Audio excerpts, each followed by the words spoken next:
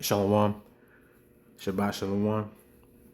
So this up, I give honor, praise, and glory to Yahweh, Bahashem, Yahweh Shai, Bahashem Rakakwatash. Double honor, salutations, peace, and blessings to the elect men of Israel, starting with the elder apostles, the elder bishops of the Great Millstone Church, on down to the rest of you brothers, including the brothers I labor with, who all push forth the will and doctrine of Yahweh, Bahashem, Yahweh Shai, in all faith, truth, and sincerity, according to the true understanding of the scriptures, all of which be of the Great Millstone Church, right? Shalom to you, as well as you sincere listeners. Those of you that are looking to get right and turn back to the Lord, ultimately repent and turn back to the Lord. You men and you few sincere sisters, right? So all of you, I say shalom. So yesterday I was watching or last night I was watching the movie V for Vendetta. And as well, it's one of my favorite movies. I ain't watching I'd probably say a couple years now. But it's definitely one of those ones.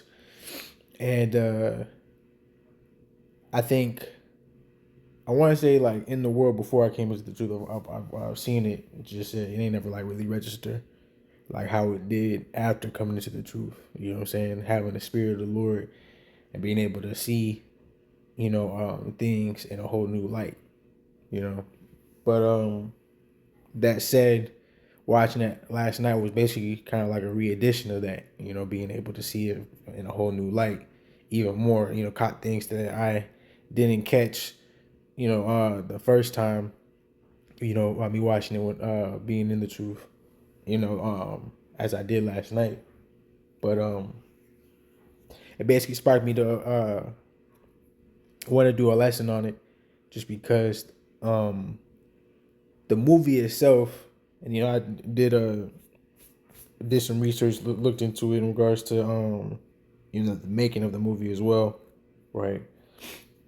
And the movie itself, it's supposed to be a dystopian type of movie, and the events, really just the whole story plot of the movie itself is it's completely telling in regards to basically picking up what's the word I'm looking for? It picks up and relays the events that we see today. It's basically revealing in that regard, right? The events that happen within the movie are things that we can actively see today, going on and transpiring. And the way that the movie portrays these things, it shines light on how, the wicked, how they go on to use, the tools they've set up within the system of how the world operates for their benefit, for their goal, for their objective, which is ultimately the NWO, the New World Order, right? And looking to enforce the MOTB to where, people are slaves to them. And more specifically, right, because this is where the truth comes in. More specifically, the elect of Yahweh Bashem Yahweh Shai, and the elect being those that be of Israel, right? The Lord's chosen people, right? And Israel consists of you so-called Negroes, Latinos, and Native American Indians. That's who the biblical Hebrew Israelites are, in this world of 2026, still being captive and enslaved to our oppressors, just in a whole new light, and in a different way, right? And that way is being we've been so far departed from who we truly are that we've been destroyed mentally and spiritually not knowing who we actually are, right? Our people have Stockholm syndrome to the points where they now cleave on to their oppressors as if that's their savior, and that's not the case, you know. But not to get too far from the point. What I'm gonna do is I'm not gonna play any clips specifically from the movie. Outside of I'm gonna play this YouTube video where basically the creator of the video, they basically just touch on specific things within the movie, and these specific things, are key to, the point, that I'm looking to convey. So Lord willing, this be edifying, right? So fair use, fair use. That's why I got this copyright disclaimer. I don't want to write this out, Lord willing, right? They don't, flag nothing, and everything can be, smooth and what's the word I'm looking for? Basically, smooth and easy, So we just jump straight into it.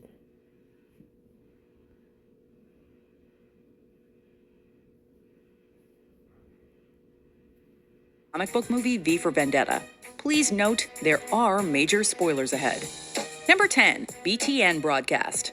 In the dystopian fascist Britain imagined by V for Vendetta, the state-run Britain Television Network, or BTN, dominates the airwaves. No news outlet is free from bias, but BTN is a propaganda machine. And also, I'm going to just play bits and pieces of this. We're not gonna watch this whole video of 11 minutes. Just bits and pieces, just the specific points that's needed.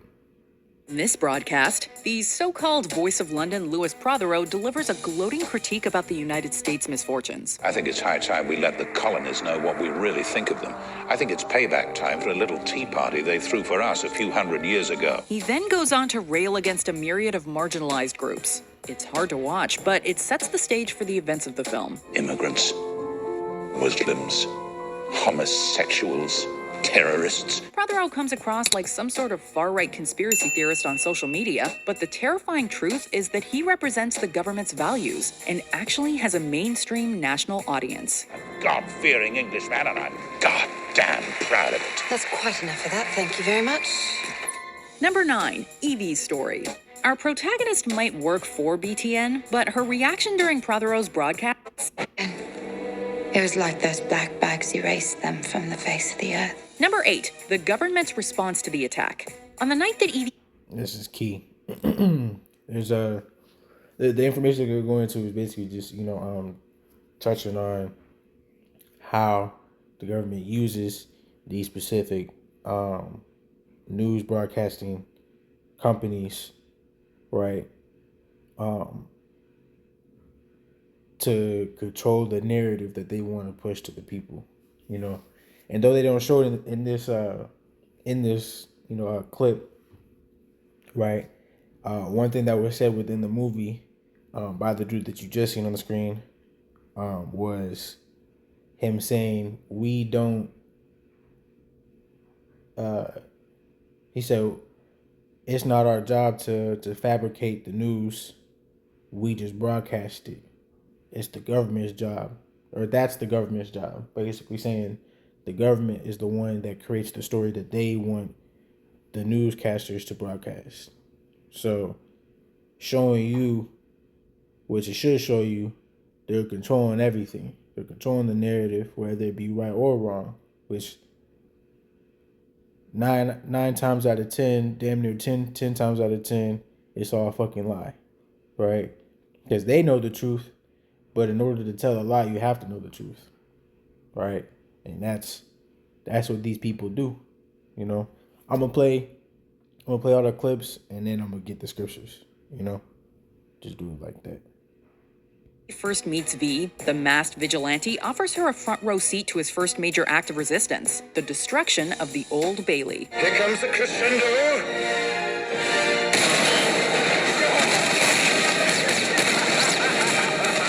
For Chancellor Sutler and his government, this is their worst nightmare, a symbolic attack that they fear could inspire the public to rise up. And so they handle it as they do everything else, by spreading lies and falsehoods to pacify people while simultaneously cracking down. This is their worst nightmare, a symbolic attack that they fear could inspire the public to rise up. And so they handle it as they do everything else, by spreading lies and falsehoods to pacify people while simultaneously cracking down. The Bailey area is quarantined. All significant witnesses have been detained. Witnesses are detained, the music played during the event is immediately blacklisted, and surveillance is drastically ramped up. Most egregious, however, are the lies they spread via BTN about the nature of the explosion. Maintaining order is their highest and only priority. On the lighter side of things, seems that the crew responsible for the demolition of the Old Bailey wanted to give the old girl a grand, albeit improvised, send-off. Number 7, Evie's incarceration. Crew responsible for the demolition of the Old Bailey wanted to give the old girl a grand, albeit improvised, send-off. Number 7, Eve. So that should show you right there, right? They taking something that actually happened, but they're portraying it how they want to, you know. And one thing I know that the elder apostles of Great Millstone, what they going to talk about is the word government going into mind control, you know, because they're looking to. They don't want to teach you how to think for yourself. They want to teach you how to think for them, for their benefit, right? Like how they set up schooling and everything like that, education, it's for you to be beneficial for them, not for yourself.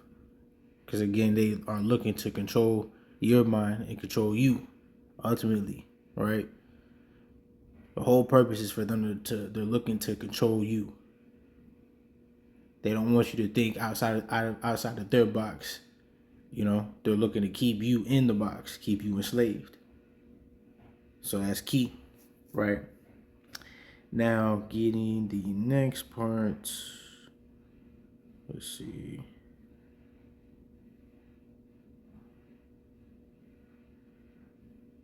And what's crazy about this movie too is a lot of the information that I found out was the movie itself, right? A lot of the things that's in the movie, there's even more stuff that go along with it. Kind of like, to put it in somewhat perspective, you know, like the movie Eyes Wide Shut, you know, that movie was very revealing. And the director, you know, he basically got silenced because of how revealing he made the movie, you know. And the same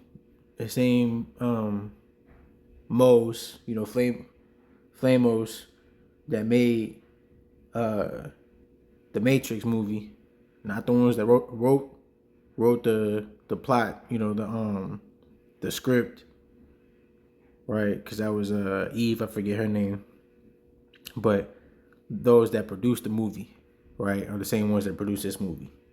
And a lot of even with what you see in the movie, a lot of it, they tried to like sneak in last minute, you know, but basically behind, you know, the executives, you know, back basically because of the information that they were trying to push, you know. And really that's the Lord having them do that, right? Because the good thing about movies is, you know, art imitates life, and they tend to, like the scriptures say, have their tongues fall upon themselves, you know. So a lot of the things that you see within the movie are still revealing, but there was so much more that they ended up having to take out due to, you know, execs and stuff like that looking to try to cut certain shit off and prevent, you know, saying certain information being brought out, right? So just making that little point. But we gonna get this next part.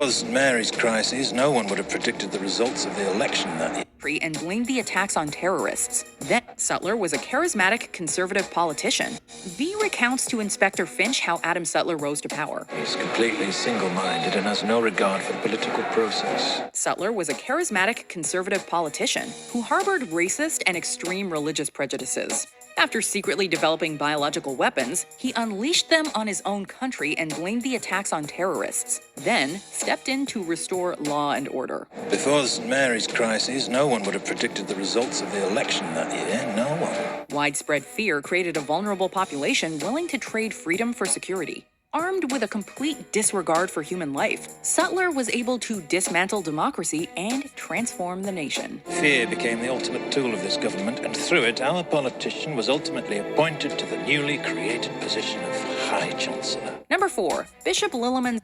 And that's key right there. They use fear, right? Like basically fear mongering to keep people in order. And the way that they do that is through order out of chaos, order out of chaos, right? And I'm gonna get the definition of that too in this lesson. So just a couple more parts, and that'll basically be it. Appetites. When V rescues Evie and brings her to his home, he thinks he's found himself an ally in his war against Northfire. It appears that unforeseen circumstances have accelerated my original plan. As a result, I'm in need of someone with some theatrical skill. And so he enlists her help in the next phase of his plot. Evie serves as bait for Bishop Lilliman, a corrupt church figure who served at the Larkhill Detention Center where V was experimented on. To think that I doubted your loveliness for an instant. Mea culpa, my child. Mea culpa. Despite supposedly being there to protect the rights of the inmates, Lilliman turned a blind eye to the atrocities committed there. Well, as we learn in this scene, Lilliman's crimes are many. He also preys on minors and has zero issue with forcing himself on them. Stop it! Get off! And this is the shit that they already go on to do, you know. These are the things that they do behind closed doors, you know. Yeah, what they do in secret, right? For me, seems like a captured the dangerous terror now. How best procure her confession? Number 3, the child in the V mask. One small. Okay, now I think there was probably one more part. All right.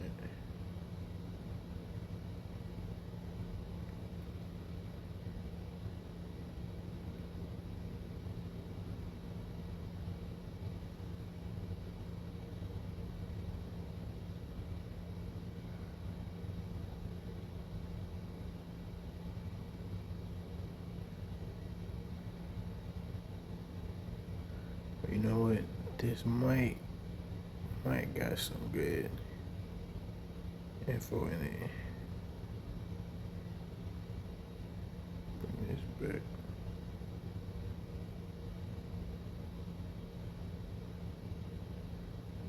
Vendetta hit theaters in 2005, but it feels incredibly relevant even today. A yellow-coded curfew is now in effect. Not only does it address issues such as prejudice, nationalism, mass surveillance, and police brutality, but also sexual harassment and assault. At the beginning of the film, we see Evie leaving her house to see Dietrich. There's a curfew in effect, however, and so being out puts her at risk of both criminals and the secret police. As she turns down an alley, she soon discovers that those two concerns are in fact one and the same. I made a mistake. I shouldn't be out after curfew. I know that. Yeah, well, maybe you could look after us before getting back to your uncle. It's a disgusting abuse of power that's stomach-churning every time you rewatch it. And this is shit that women gonna have to do nonetheless too. Like the whole movie, you know, it touches on the so-called touchy-feely topics, you know, that the world is too soft to try to deal with, or reconcile. You know, what's the word I'm looking for? Coming to something. I forget the word I'm looking for in my mind, but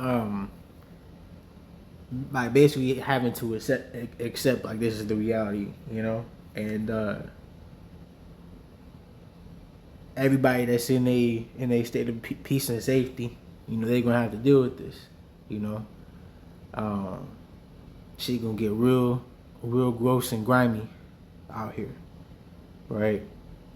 Because like the movie literally touches on, you know, everything that we starting to see and that we're going to see, right? And it's all a part of the Lord's plan in regards to revealing, what's really going on out here, right?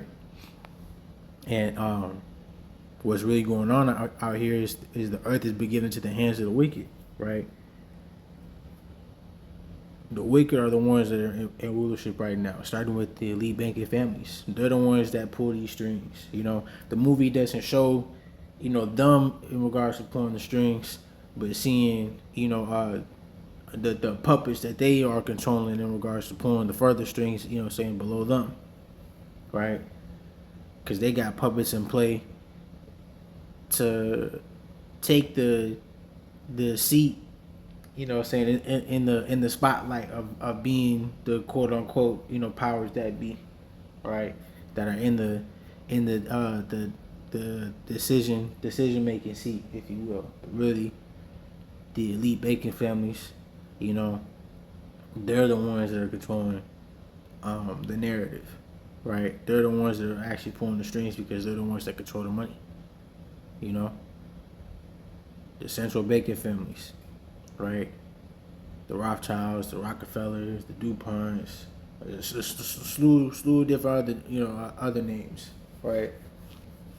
But they all got people that they control, in regards to making certain things happen and how they making things happen, So, just as you've seen in the past couple clips, this is the shit that they do. This is the shit that they fund, right? And all these wicked people got their wicked vices, So, keep playing this. Please don't do this. I'll go home. I won't do it again. I swear. Please. What do you think, lads? Spare the rod, spoil the child. Please, someone. The multiplying villainies of nature do swarm upon him. Before we unveil our top pick, here are some disturbing honorable mentions. Government-approved fake news everywhere. A powerful reminder of the importance of the freedom of the press. Mr. Dascom, what we need right now is a clear message to the people of this country. This message must be read in every newspaper, heard on every radio, seen on every television. History swept under the rug. When Inspector Finch starts digging into government operations, he's told to drop it. Myself stationed there. Do you know who was? I cannot recall any specific names, but if you look through our records... Your records are either deleted, omitted, or missing. As head of the detention program at that time... Before you go any further, let me remind you, Inspector, things were very chaotic back then. Evie threatened. After being caught escaping Dietrich's house, she's told to give up V or be killed. You have one chance, and only one chance, to save your life. You must tell us the identity or whereabouts of codename V. The Hanging of Guy Fawkes. Talk about a grisly and shocking way to start a film. Ideas do not bleed. They do not feel pain. They do not laugh. In-party intimidation. Even within Northfire, no one is safe. You would do well, Inspector, to put it out of your mind. Before we continue, be sure to subscribe to our channel. Number 1, Valerie's story. During her time in captivity, Evie finds the journal of a past prisoner hidden in the wall of... Yeah, I'm pretty much in it there because it's pretty much the point in regards to this video. So, like I said again, fair use, fair use, fair use. Drop this one more time. I don't this artist, So help keep things at ease here. Okay, so basically what I did was, I took notes. I've been doing this lately because what Esau like to do is he like to constantly keep changing the definitions of things. So I took the information down. But basically, what I did was with the movie, took certain scriptures that came to mind, jotted them down here too. But I got specific words that I want to go into as well. And I basically just gave like a brief summary of the movie. So what I wrote here is the movie V for Vendetta is based upon a corrupt world government ran by the wicked, right? And the wicked starting with Esau Edom, starting with the central elite banking families of Esau Edom, right, which is the so-called white man, right, who the world ignorantly calls the so-called white man, right, white people. That's Esau Edom, right? The Edomites are who the Edomites is the biblical uh lineage of the so-called white man. Just as Jacob, whose name was changed to Israel, is the biblical lineage of who we come from, these so-called blacks, Negroes, right, Latinos, Hispanics, Native American Indians, right?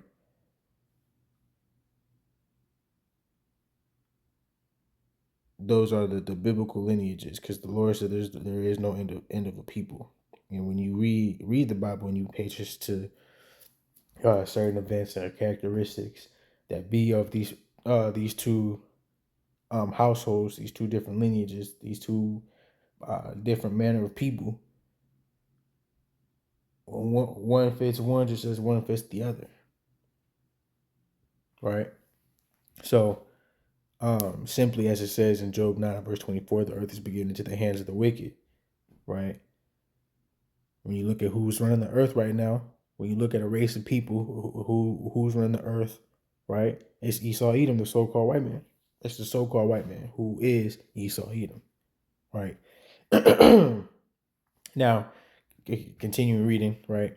This is a corrupt world government ran by the wicked who, fueled by greed and lasciviousness, control the masses through orchestrating chaos to enforce their orders, right? And lasciviousness basically is like the wicked lusts of the flesh, you know, and you feeding into it, right? And they're feeding so much into it that they're looking to have everything under them, right? The New World Order is a one world government, right? They're looking to be like the Most High, as it says in Isaiah 14, right? They're looking to control everything, to have everybody be in subjection to them. They're looking to be like the Most High, because the Most High is in control of all things, right? And everything is under His power, you know. And Esau thinks, because he's been able to get away with so much for so long, he thinks shit's sweet. He thinks he gonna be able to continue to do this, right? All while also knowing that his shit's on his way out, right? He's double-minded. He's staggering to and fro. He's all over the place right now. Why? Because his house is divided against itself. And as the scriptures say, a house divided against itself should not stand, right? And it's on his way out. And also it goes on to mention that this world is going to be destroyed in countless of places throughout the scriptures, you know. But one specifically that comes to mind is what is it, 1 John the 2nd chapter, you know, how it's going on to mention love not the world. And the world doesn't mean the earth, right? This world being this system, this means of operation, right? Goes in the cosmos, an organization, right? Because it's an organization that controls this world. And the way that the ruler is, that is how the people are. And I'm going to get that too. So that's probably where I started off at. So continuing, right, it says basically controlling everyone and their whereabouts through a state of emergency and martial law, and blacklisting just about everything that can cause an uprising of the people against the government, right? And that's what they touch on within the movie itself.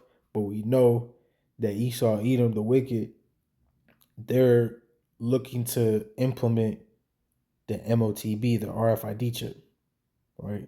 That's what they're going to be looking to use to control our whereabouts, right? To control everybody and their whereabouts, what they do, what they eat, how much money they get, you know, what they owe, what they gotta take, all these different things, you know, and that's spoken about in Revelation 13 and 16, right?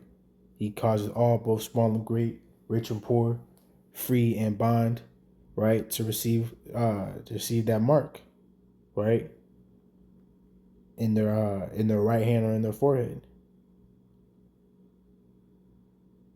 And it says, right, that no man might buy or sell save he that had the mark. You see, that buying and selling, you're not gonna be able to have anything, you know. Only those that have the mark, and how they gonna do it, because they're already controlling people by constantly pushing. It's good to have things be convenient, right? Because through convenience, right, it causes people to become complacent. So complacent to the point to where now, instead of doing things for themselves, they rely on the government for everything, right? They already pushed that idea to make people already think to do that in most things, but in other things that people may be what's the word, more what's the word I'm looking for, are more likely to be, restrictive, or um are going to be looking to be, more, I don't want to say necessarily reserved, but simply, they're gonna have some more pushback towards is the essentials, right? Food, water, right? Money, living, right? A roof over your head, clothes on your back. They're gonna be looking to control all these things and the means of how people are able to get them, right? If they control all these things and the means of being able to get them, you can't but only go to them to get it. And how they're gonna push it is, well, in order for you to get these things, you gotta have a chip. You see, so this is just kind of like this movie in itself is a foreshadowing, you know, of what's to come, what we see already in the works, right? And the way that they are going to push this, and the way that they are pushing this, right? All these different things is like a psyops, right? So psyops, which all these you see, these definitions, these words right here, right? I got all these things through, Google and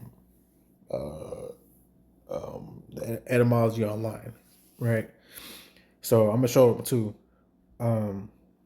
So I have the word psyops, right, which is psychological operations, right? It says are military operations to convey selected information and indicators to audiences to influence their motives and objective reasoning. You see, it says, and ultimately the behavior of governments, organizations, groups, and large foreign powers. Right. Now, real quick, what I want to do is just so you can see it, so I got it. Right. So this is where I got it from in Google, right? Still showing you the same thing. So that's good, right? Next one I got is order ab chaos, right? Just wanted to get that word, order out of chaos, because that's what that goes into. It's Greek for order out of chaos, or order from chaos. So it says, right, order ab chaos, translated to order from chaos, is also associated with another Latin phrase, right? Greek Latin, right? Let me be more specific, Latin. But Greek, derives from Latin. But it says, order ab chaos, translated to order from chaos, also associated with another Latin phrase, lux in tenebris, which translates to light from darkness, which I thought was spiritual because the wicked, they operate on the left-hand side, right? So they work right along with Satan, because Satan's job is to ultimately, how would I say, like when you read in Job, right? He goes to and fro within the earth, basically looking to show basically everybody to not be good or suited for the Lord, right? His job is to bring forth wickedness, to bring forth evil, because the Lord, he deals with good and evil. So Satan's job as a left-hand angel, right, as an evil angel, is to bring forth the wickedness that is to come upon the earth, right? And his physical counterpart is Esau Edom, just as Esau Edom's spiritual counterpart is Satan, right?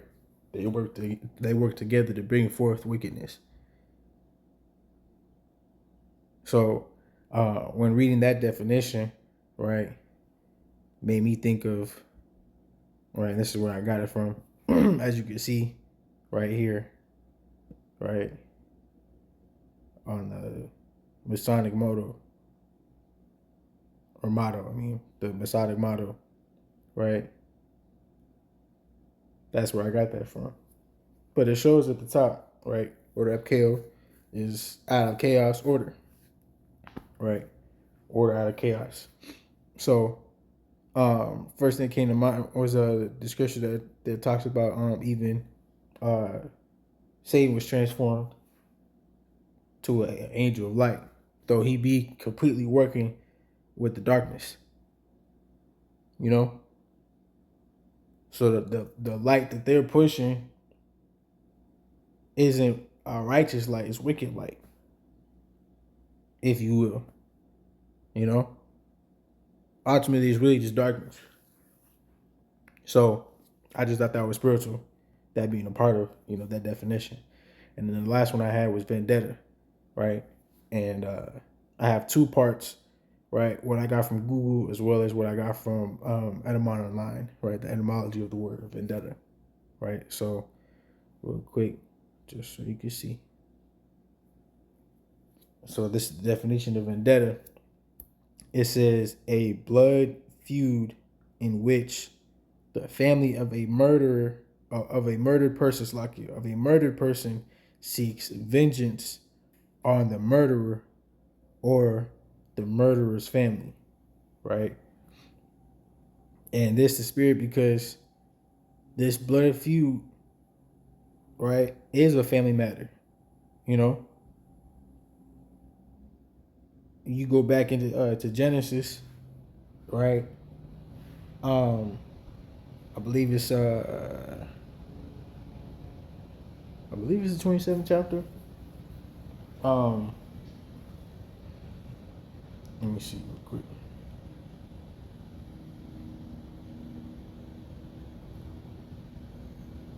Yep. When you go into Genesis, and I'll grab it real quick. Come back to this. When you go into Genesis, the 27th chapter, right, and you go down to verse 39.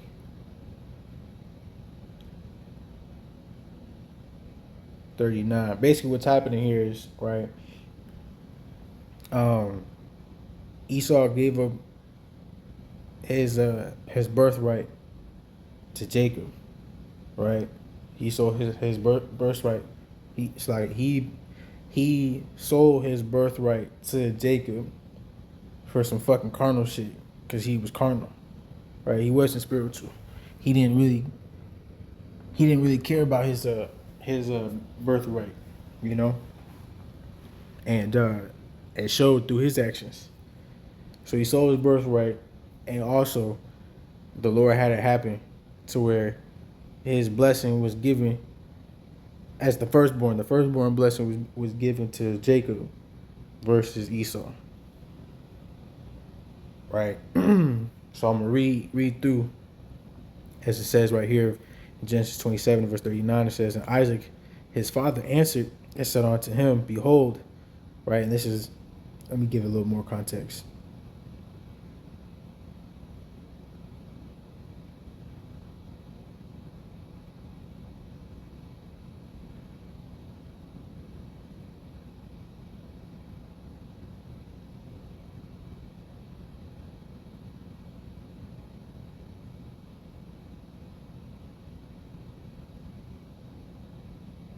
Okay, so this is Genesis 27 and verse. I'm gonna start at I'm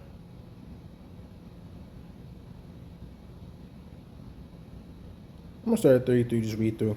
It says, and Isaac trembled very exceedingly and said, where is he that hath taken a venison and brought it me? And I have eaten of all before thou camest. I have blessed him, yea, and he shall be blessed. And when Esau heard these words, right, so that blessing was given to Jacob, because that's who he is being referred to in verse 3. Where is he that have taken the venison, right? And he shall be blessed, right? That he is referring to Jacob, right? Because Jacob supplanted the situation through Rebecca's orders, you know. So the Lord had it happen in this way, right? As the scriptures go on to say, you know, declaring the end from the beginning. Everything has been written already. Everything has been according to the Most High's plan. We're just living it out, you know. But it says, right, verse 34, and when Esau heard the words of his father, he cried with a great and exceeding bitter cry, and said unto his father, bless me, even me also, O my father. And he said, thy brother came with subtlety, and have taken away thy blessing. Right? It says, and he said, right, because that was Isaac saying that in verse 35 and verse 36. It says, and he said, being Esau, is he not rightly named Jacob? For he hath supplanted me these 2 times. Right? He get mad. Right? And now he trying to wickedly, right, portray the situation. Right? Now he just going on to slander, right, his brother, because he says what? He took away my birthright, but you were the one that sold it to him. You know? It says, and behold, now he hath taken away my blessing. And he said, hast thou not reserved a blessing for me? And Isaac answered and said unto Esau, behold, I have made him thy lord, and all his brethren have I given to him for servants. Man, it says, and with corn and wine have I sustained him. And what shall I do now unto thee, my son? And Esau said unto his father, hast thou but one blessing, my father? Bless me, even me also, O my father.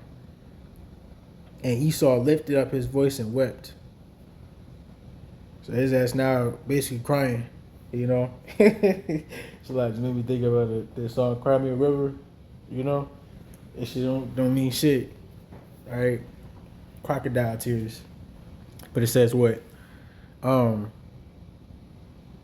Verse 39, let's get to the point. And Isaac his father answered and said unto him, behold, thy dwelling shall be the fatness of the earth, and of the dew of heaven from above. Right? And this is the point. This is key right here. And by thy sword shalt thou live, and shalt serve thy brother. And it shall come to pass, when thou shalt have the dominion, that thou shalt break his yoke from off thy neck. You see? So Esau lives by the sword. The sword is a killing instrument. And a killing instrument can be a slew of different things, right? The means of operation that leads to killing. You know, he uses his words, his lying words, uses different actual tools and instruments. You know, be the sword. All right, be a physical sword, be a gun, a slew of different things to shed blood, right? And it says, verse 41, and Esau hated Jacob because of the blessing wherewith his father blessed him. And Esau said in his heart, the days of mourning for my father are at hand. Then will I slay my brother Jacob. You see? So Esau is looking to constantly slay us as Israelites. That's why there's this back and forth feud that you see, right, between so-called blacks and whites. But really, it's a family feud, right? It either started back, if you could receive it, with Cain and Abel, right? But not to get too far away from the point, looking to keep it simple. But for those of you that know, right? Simply, this feud, is a family feud. But on top of that, it's one family house against another family house, because the Lord has said to Rebecca, right, two nations live in that womb, or two nations are in that womb, or two different manner of people, one shall be stronger than the other, right, and one shall be let me just get it, right, back in Genesis 25 and verse 22 says, I'm sorry, verse 21. Right? Yeah. It says, Genesis 25 and 21, and Isaac entreated the Lord for his wife because she was barren. She wasn't able to have kids. And the Lord was entreated of him, and Rebekah, his wife, conceived. So, right, so now she, after Isaac had entreated of the Lord, right, he allowed Rebecca to now be able to have kids. Right? So it says, verse 22, and the children struggled together within her. Right? So children now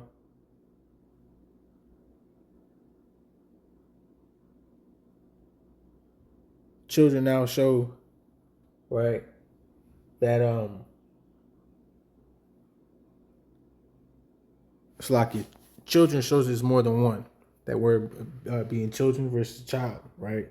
So children is plural. So it says the children struggled together within her, so she has more than one. And she said, if it be so, why am I thus?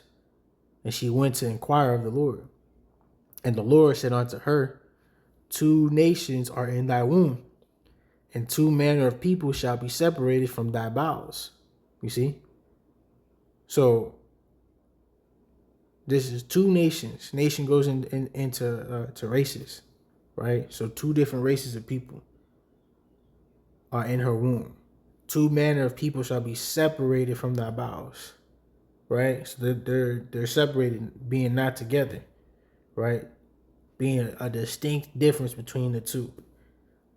Also showing you everybody's not created equal, right? Because there's a separation. It says, and the one people shall be stronger than the other people, and the elder shall serve the younger. Right? So this is like a omen, in regards to what is to be. Right?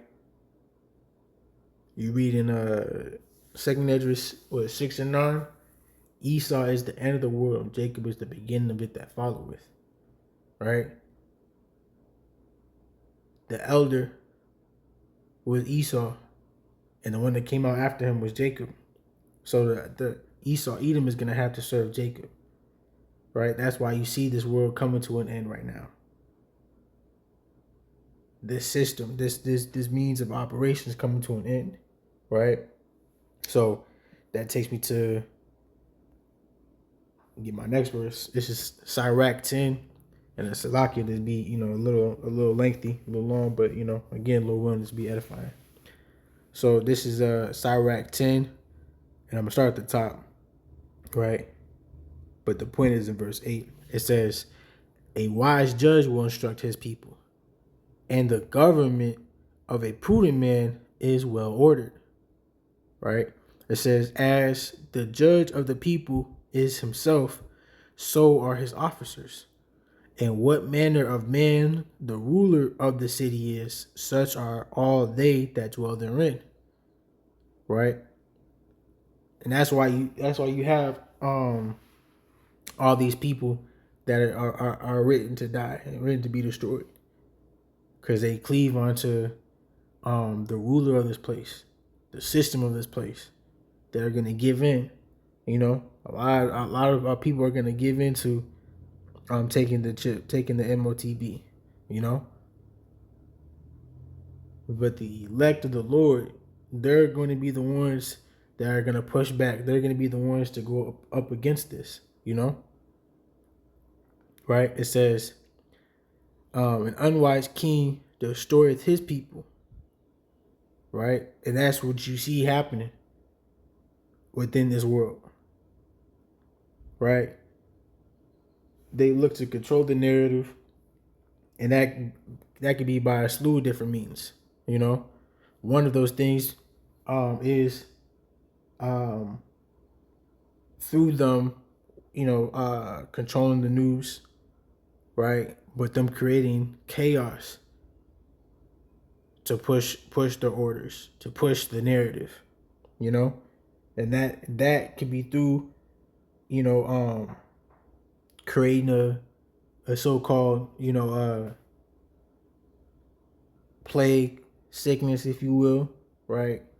Just using a different word for it, the one that starts with the V, but then also creating the other word that starts with a V, V scene, right?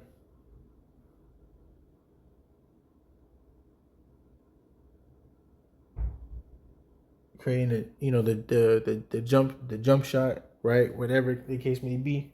That's one thing that you see being spoken about within the movie too. But this is what it says: an unwise king destroyeth his people, but through the prudence of them which are in authority, the city shall be inhabited. Right? It says the power of the earth is in the hand of the Lord, and in due time he will set over it one that is profitable. And who is that referring to? Right? That profitable one is going to be Yahweh Shai, who the world ignorantly calls Jesus Christ. Right? There ain't nobody named Jesus Christ within the Bible.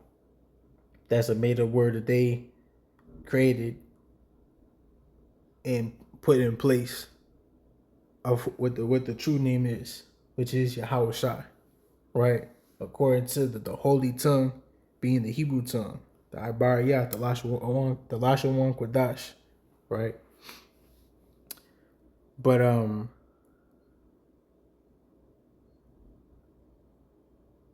jumping to verse 8, it says, because of unrighteous dealings, injuries, and riches gotten by deceit, right?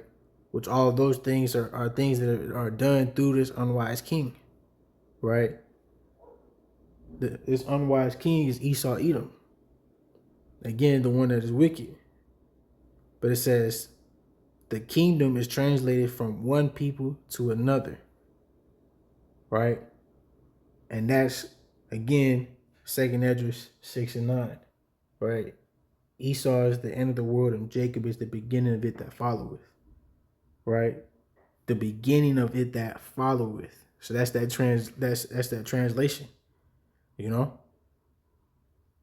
you got it written about in 2nd Thessalonians, the 1st chapter, right? And a slew of other different places, right? But let me get back. Yeah.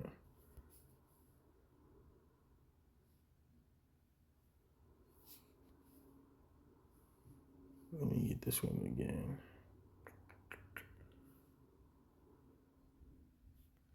So this is Isaiah chapter 32 and verse 6. It says, Actually, you know what? That's what I'm gonna do. I'm gonna start in chapter 30. This is Isaiah 30 and verse 1. It says, "Woe to the rebellious children, saith the Lord, that take counsel, but not of me, and that cover with the covering, but not of my spirit, that they may add sin to sin." And the rebellious children is the children of Israel, right? Our people have turned away from the Lord and turned away from listening to the Lord and hearkening to the Lord, right? Have turned away from cleaving onto the true wisdom, knowledge, and understanding of Yahweh Bashim Yahushai, which is their true heritage, their true identity, right? And because our people have turned away from it, the Lord put these curses upon our people, to where these curses have allowed our enemy, our adversary, right, Esau, Edom, to now have us in captivity, not have us oppressed, right? This is our punishment, right? Our people's punishment for going off, for not following after the Most High. And due to that, right, our people have further fallen away from the Lord, right? But Esau, being the wicked and having that hate towards us unrighteously, right? He has forwarded the affliction, and the Lord, through Yahweh Shai, he's going to save us out of that, because we are still his people, right? One thing that was said about Jacob was he was a plain man that dwelt tents, and that plain goes into, upright, right? Morally and ethically pure. So we are meant to be a symbol of righteousness, just as Esau Edom is a symbol of wickedness. You look at his whole rap sheet in regards to all the history that he goes on to show. All he has ever done is killed, steal, and destroyed.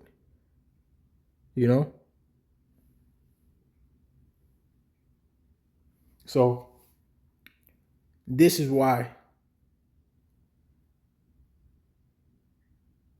our people are adding sin to sin, because they're choosing to cleave to their oppressor, right? Continuing here, it says Isaiah 30 and 2 says that walk to go down into Egypt and have not asked at my mouth, to strengthen themselves in the strength of Pharaoh and to trust in the shadow of Egypt. It says, therefore shall the strength of Pharaoh, right, which is the system that this world runs off of, and their means of pushing forth convenience, right? The slew of different things they create and promote as if it's supposed to be beneficial for you because it's convenient, or it be their so-called resources that they go on to implement or give, right? To where our people lean upon these things, that's the strength. It says, therefore shall the strength of Pharaoh be your shame, and the trust in the shadow of Egypt your confusion. Right? It's going to be our people's confusion because they have chosen to cleave onto this world that's on its way out, to cleave onto a ruler that's ready to be destroyed. We don't let the wickedness of this world and how we see other people making it within this world take us away from what we know is to be right. And that's one of the scriptures I had listed, which is Psalms 37. In verse 7, it says, rest in the Lord, right? Or Salaki, I'm going to start up a little bit just to add to the point.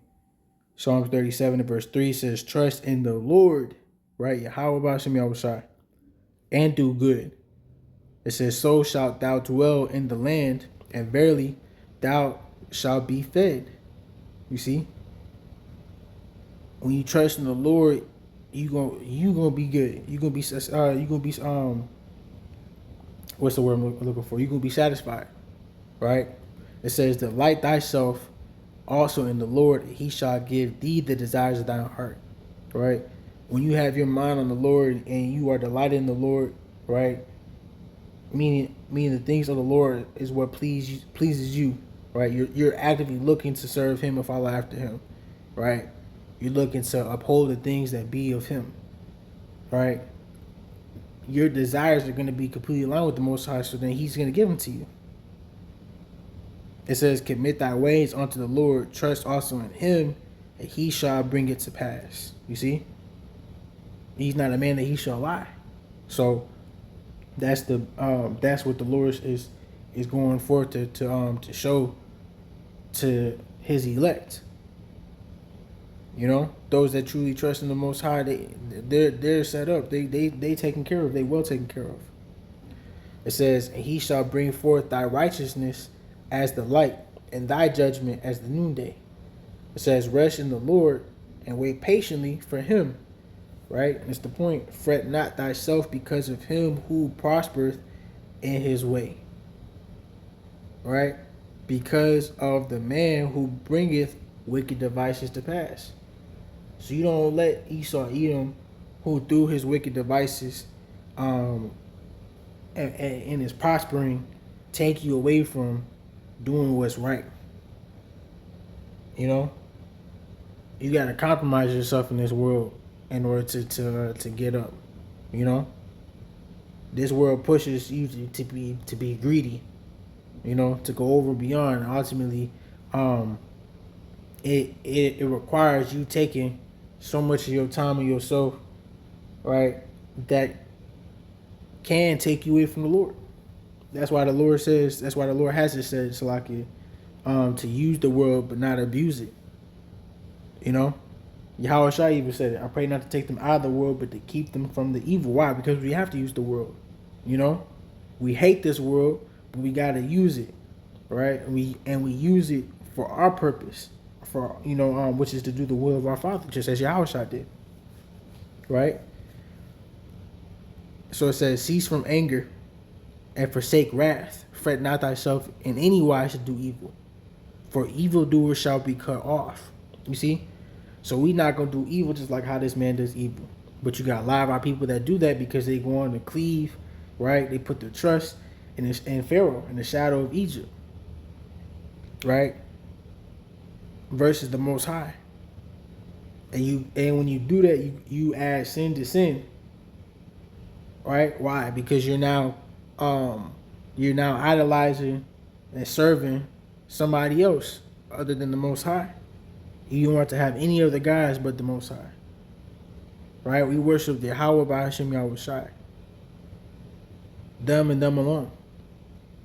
Right? It says what? "For the evildoer shall be cut off, but those that wait upon the Lord, they shall inherit the earth." You see? That's bigger than the world. It's the earth. It says, "For yet a little while, and the wicked shall not be." So though they here doing the wicked shit that they doing, they gonna be gone. Right? "Thou shalt diligently consider his place, and it shall not be." Right? We pay attention to what's truly going on. We actively see, the cause and effects of being engulfed and invested in this world, in this life. And we can see how everybody that's living within this world, they gonna be on their way out because they putting their trust in something that's already falling apart, and they continue to keep believing that lie. Right? The inward thought says that their house shall continue forever. Right? "They shall build the desolate cities, and though they build, right, Most High, he gonna break it down."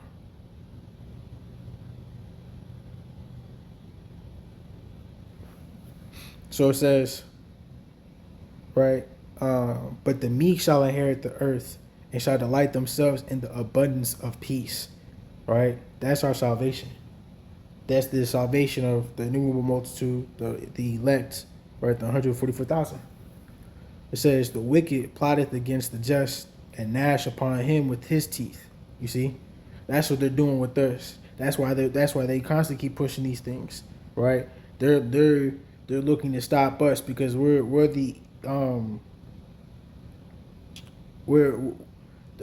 Salakia, we say this correctly, low one we be of the elect, low one I be of the elect, but those that be of the Lord, right? Those that constantly push forth the true wisdom, knowledge, and understanding of Yahweh Shem Yahweh Shai, and go on to shine the light on the wickedness is being put out here, right?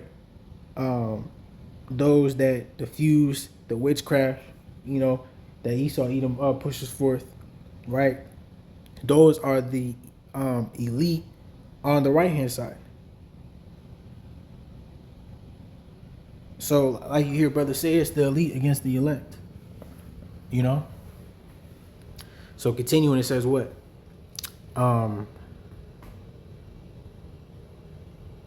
Again, the verse 12, the wicked plotted against the just and gnash upon him with his teeth. The Lord shall laugh at him, for he seeth that his day is coming. Right? It's like Psalms 50 and verse Psalms 50 and verse 16 to 17. Right? Grab that real quick.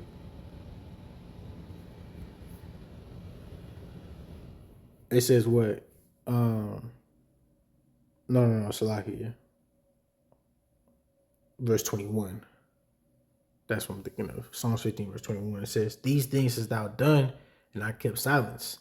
Thou thoughtest I was altogether such an one as thyself, but I will reprove thee and set them in order before thine eyes. You see? And that's referring to Esau Edom, the wicked, right? You can start at verse 16. It says, but unto the wicked, God, Yahweh, right, saith, what hast thou to do to declare my statutes, so that thou shouldest take my covenant in thy mouth, seeing thou hatest instruction and cast my words behind thee, right? So they don't truly follow the Lord's word. They look to use it to push their narratives, which is completely against the Lord, right? Psalms 2, Psalms 10, right?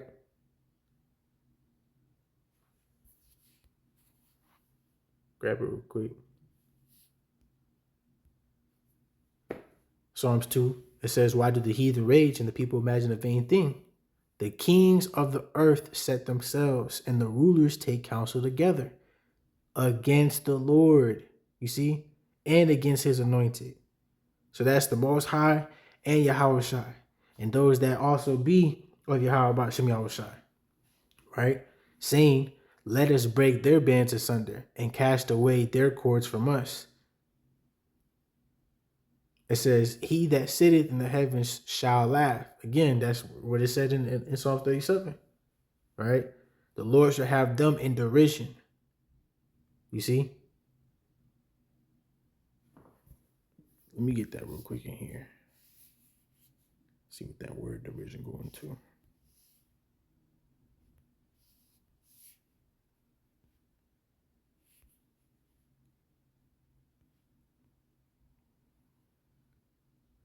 So it's la'ig or la'iga, right? To mock, to ridicule, to stammer, to mock, to deride. See what else is over here real quick.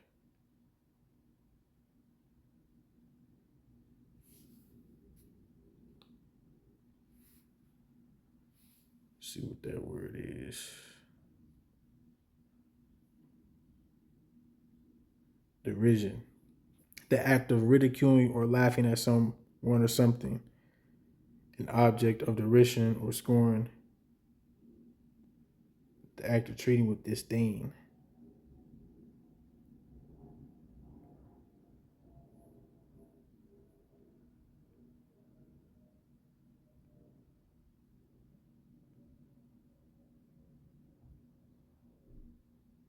Yeah, it says the meaning of scorn is open dislike and disrespect or mockery, often mixed with indignation.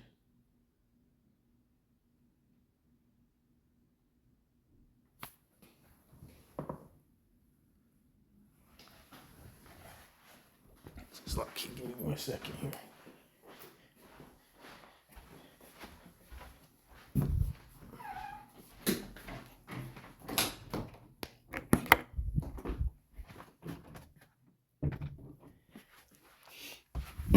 Okay, Salakia. So, um, let me see. Get more here. Nice word.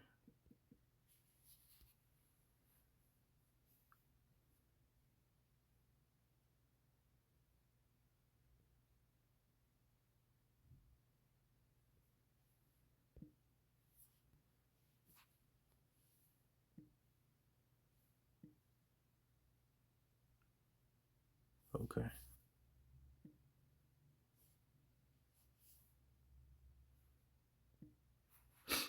Yeah. So, um, where was that? For he that sitteth in the heaven shall laugh, the Lord shall have them in derision. Right? So they gonna be the ones to be mocked. They gonna be the ones basically in the state that we're in now, being the butt end of every joke, right? They gonna be the ones at the bottom, right? As you see right now, they're at the top. This is their heaven, this is our hell. They gonna be in hell when we in heaven, you know? Now, let me get these next few ones that I have. Got a couple more. So I'm gonna get let me get that Psalms 30 not Psalms, Isaiah 34.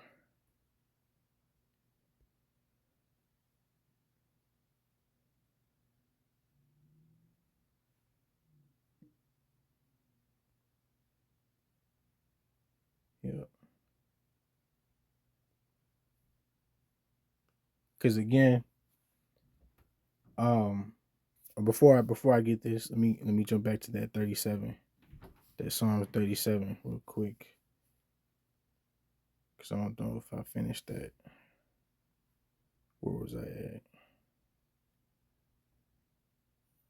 Psalm 37, I think 12, that's what it was. Yep. Yeah, verse 13. It says, the Lord shall laugh at him, for he seeth that his day is coming. It says, the wicked have drawn out the sword, and have bent their bow, to cast down the poor and needy, to slay such as be of upright conversation. You see? So the Lord laughing at him because his day gonna come to where he gonna be at the bottom, right? He gonna be beating it into to pot shares, you know, with that rod of iron, right?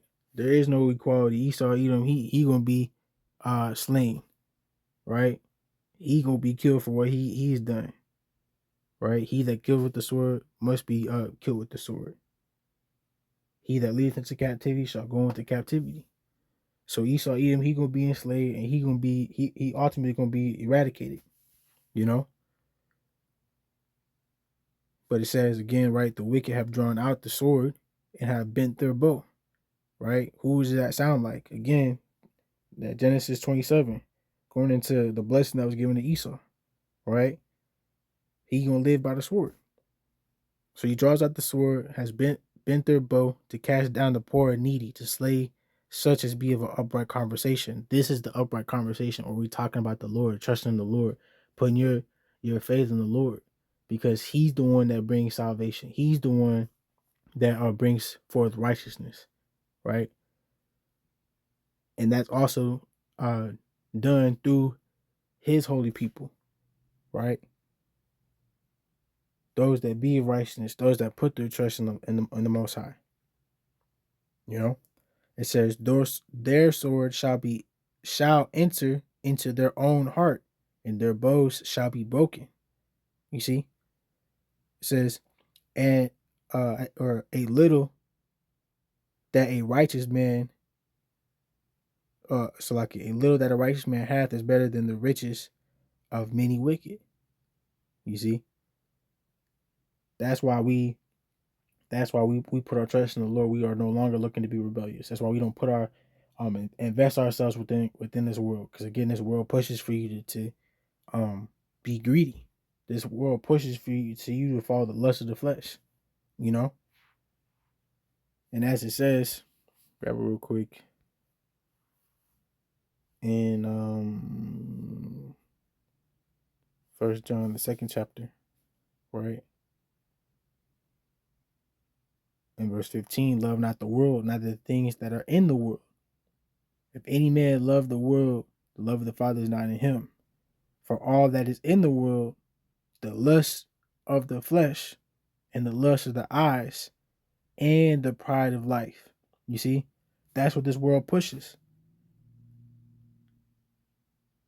It says it's not of the Father, but is of the world.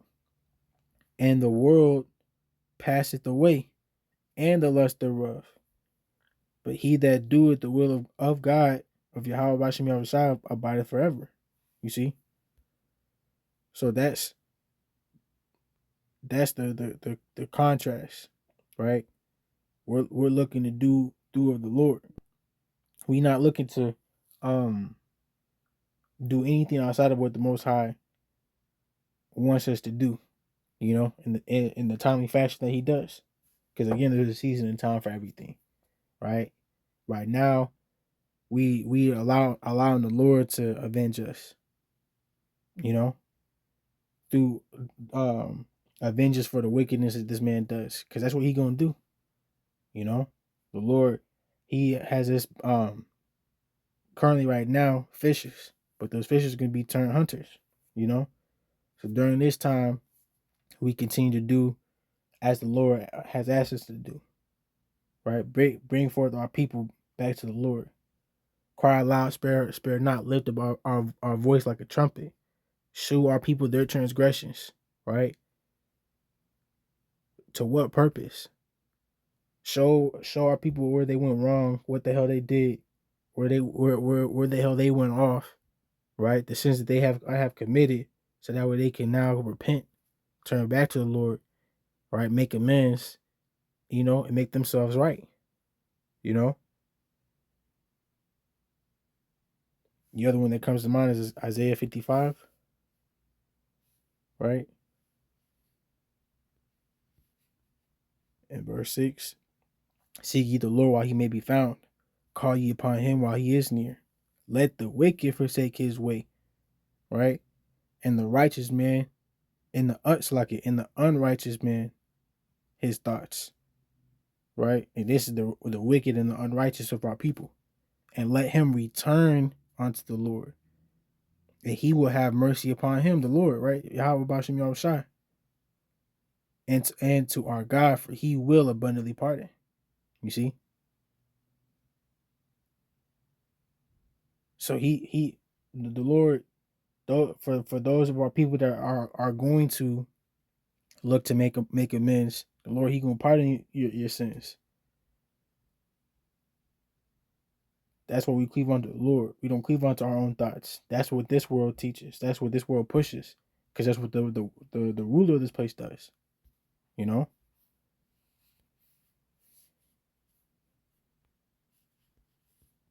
So keep it back there. That's why it says, Isaiah 34 verse 8, for it is the day of the Lord's vengeance, in the year of recompense for the controversy of Zion. Right? We leave it to the Lord. The Lord, He gonna be the one to avenge us. You know, but that word vendetta, it goes into a vengeance. The Lord, He gonna avenge us. You know, we put our trust in Him. Continue to put our trust in Him. Right? Do as He says. Because at the end of the day, whether we be martyrs or not, right? Those that stood so stiffly for the Most High are going to be the ones to receive that victory, receive that crown, right? So, Psalms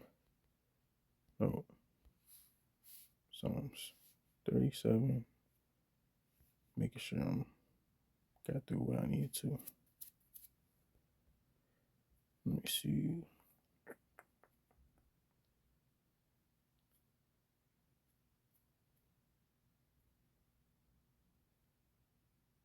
Yeah, kind of.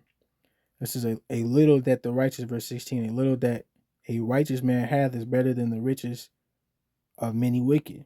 For the arms of the wicked shall be broken, but the Lord beholdeth the righteous. But the Lord upholdeth the righteous, Salaki. The Lord knoweth the days of the upright, and their inheritance shall be forever. You see? This is exhorting to know. It says, they shall not be ashamed in the evil time, and in the days of famine they shall be satisfied. You see? This is why we put our trust in the Lord. But the wicked shall perish, and the enemies of the Lord shall be as the fat of lambs. They shall consume into smoke. They shall, or it says, into smoke shall they consume away. You see? That's what is written about the wicked. That's what's gonna happen to them. So we don't gotta worry about nothing. Just continue to keep putting our trust in the Lord. Right? Don't allow this world to get to you. You get to the world. And the way we do that is through the Lord's word. Preaching and professing the true wisdom, knowledge, and understanding of Yahweh Shem Yahushai. You know? And the other one I want to get to is Psalms 149. Right? This whole chapter really is good. So I'm gonna read through. Psalms 149:1, it says, praise ye the Lord. Sing upon the Lord a new song, and praise, that's like it, and his praise in the congregation of saints. Right? This is that new song. You got to make sure that you singing it correctly. Right? Meaning you got to make sure you speaking on it correctly. There ain't nobody named Jesus Christ. It's Yahweh by Hashem Yahushai. Right? Yahweh Shai is the Messiah, is the anointed.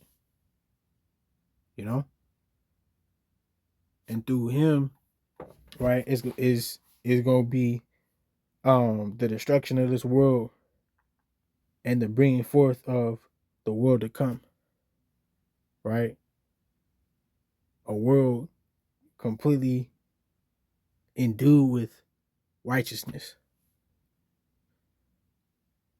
It says, let Israel rejoice in him that made him. You see? It's specifically speaking of Israel. Let the children of Zion be joyful in their king. Let them praise his name in the dance. Let them sing praises unto him with the timbrel and harp. It says, for the Lord taketh pleasure in his people. He will beautify the meek with salvation. You see? This is all pertaining to Israel, the elect of Israel, first and foremost. You know? The rest of Israel as they come back through the elect. But it says, let the saints be joyful in glory. Let them sing aloud upon their beds. It says, let the high praises of God be in their mouth and a two-edged sword in their hand. Right? And that's his word. It says what? To execute vengeance upon the heathen and punishments upon the people. You see? That's what we're going to do through the Lord when the time is right. Right now, we allowing the Lord to avenge us. You know? But when that day come, we going to be wreaking the vengeance, you know, upon the heathen. So again, there's a separation between the Lord's chosen people and the heathens, the true heathens, you know, not our people that have been Hellenized.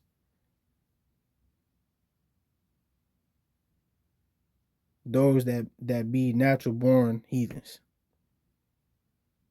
right? To execute vengeance upon the heathen and punish and punishments upon the people. It says to bind their kings with chains and their nobles with fetters of iron. You see?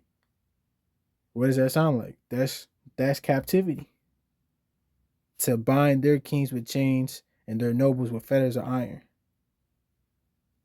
That's shackle slavery. Right? And their kings being the wicked. You know, they kings, they gonna try to hide and go in the bunkers, and that's gonna be allowed. Because they gonna be the first ones to get them chains put on themselves. You know? Again, it says what? To execute upon them the judgment written. This honor have all his saints. Man. Praise ye Yahweh Ba'ashem Yahushai. Right? And I could really end it there. Because I know I had a few more. Yeah. I had a few more, but you know, just call to and yeah, that's pretty much it. You know, I'm pretty much leave it there. The point's been made. The point been proven. You know, the wicked. You know, this is what they do. This movie is a great movie. Again, about being a foreshadow. Art imitates life. Being a foreshadow of what is on its way.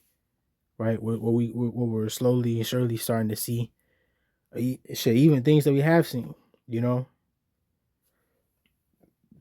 like don't mistake it, because in the movie they show certain events, you know what I'm saying, that have happened tragically in the past in regards to, again, they sides for pushing forth the order. You know, one thing that came to mind was 911, right? For those of you that know, that's exactly what that was. You know, all they did was they did that so that way they could push the what is it, the NSA, if I'm saying the acronym correctly. You know, you got what is it, the NSA through the TSA, right? They all caught up in everybody's business now. And again, it's for that same purpose. So don't be ignorant of these things. Take hold to the Lord's word. And those of you who are people, right? Turn back to the Lord, repent. Don't get yourself fully invested in this world. Use it, but don't abuse it. Don't allow it to abuse you, simply, right?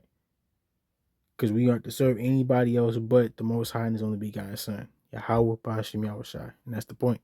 So, Lord, when it's been edifying with that, I'm going to give honor, praise, and glory to Yahweh Bashim Yahushai, Wahawah Kakwadash. Till next time, Shalom.